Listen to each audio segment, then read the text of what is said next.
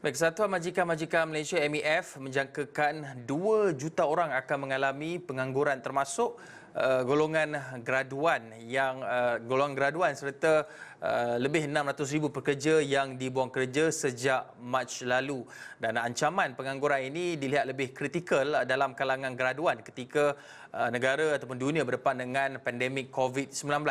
Dan dalam konteks ini, bagaimana agaknya graduan dalam umur belia dapat mempelbagaikan kemahiran ataupun cross skill bagi menghadapi masalah pengangguran ini. Dan bersedia melalui Skype untuk mengupas lebih lanjut isu ini pensyarah kanan pembangunan belia Fakulti Pengajian Pendidikan UPM Dr. Muhammad Murshid Arsyad. Assalamualaikum Dr. Selamat Hari Raya.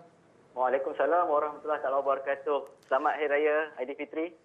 Okey Doktor, dalam kita meraihkan Aidilfitri ini, kita tidak boleh lari daripada masalah sebenar yang sedang dihadapi. Kita bergembira pada satu hari ataupun pada awal Hari Raya, tapi masalah sebenar mengenai pengangguran kalangan belia ini juga menuntut kita berbincang, berdiskusi bagi mencari jalan penyelesaian. Dan melihat kepada fakta yang dinyatakan tadi dengan jangkaan 2 juta pekerja bakal menganggur dan termasuk lebih 600,000 graduan, apa kelengkapan ataupun belia ataupun mereka yang berada di pusat pengajian tinggi perlu mempersiapkan diri mereka agar mereka dapat bersedia memasuki pasaran kerja lengkap dengan set skill kemahiran yang diperlukan mengikut kehendak industri?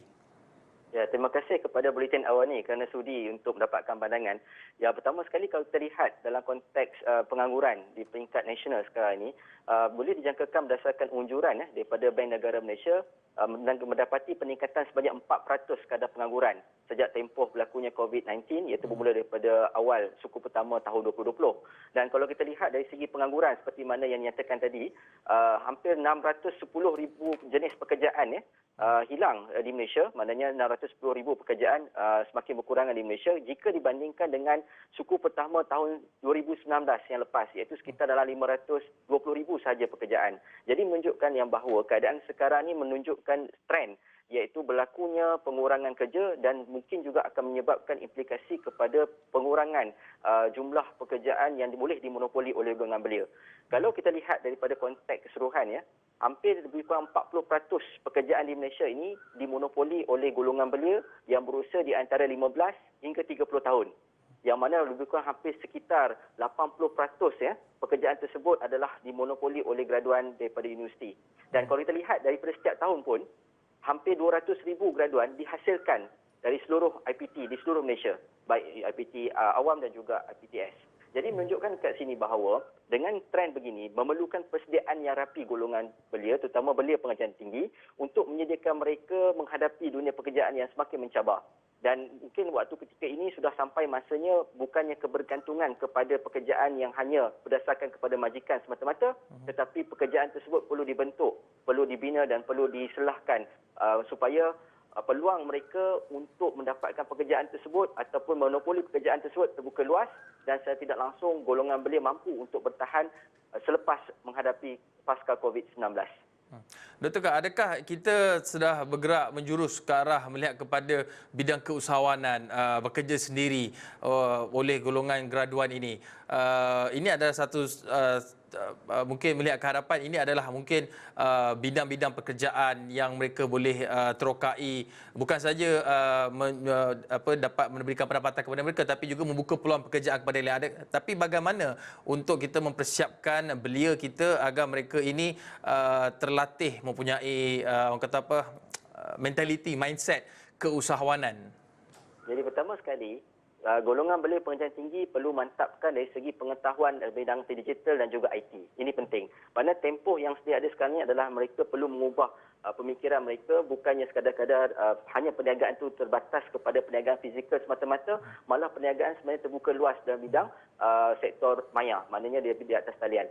Jadi kalau kita lihat kat sini, dia ada satu istilah dipanggil sebagai independent economy, iaitu indie economy yang boleh diteburi dan boleh dicuba untuk diselahkan kepada golongan belia. Pertama sekali, kebergantungan kita kepada perniagaan itu lebih terbuka luas. Maknanya kita tak bergantung semata-mata kepada majikan ataupun pihak-pihak tertentu. Sebaliknya kita yang menjana peluang pekerjaan tersebut.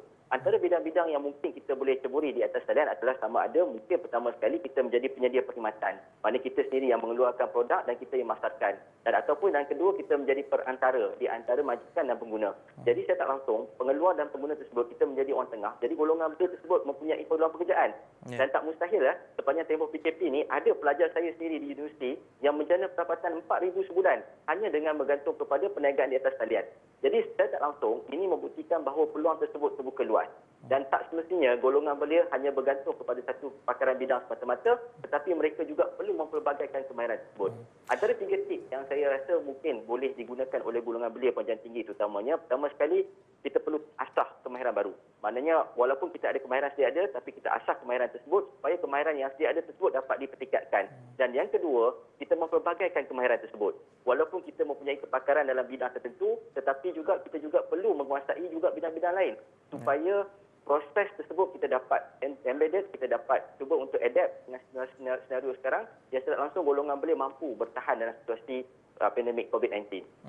Doktor, ringkas saja, adakah ekosistem ataupun safety net yang ada ketika ini mencukupi untuk membenarkan belia kita memasuki ataupun venture kepada keusahawanan ataupun berniaga sendiri menjadi majikan kepada diri sendiri? Sebab kita tahu peratusan risiko keusahawanan ataupun startup untuk gagal untuk survive dalam tempoh 5 tahun itu pun agak tipis.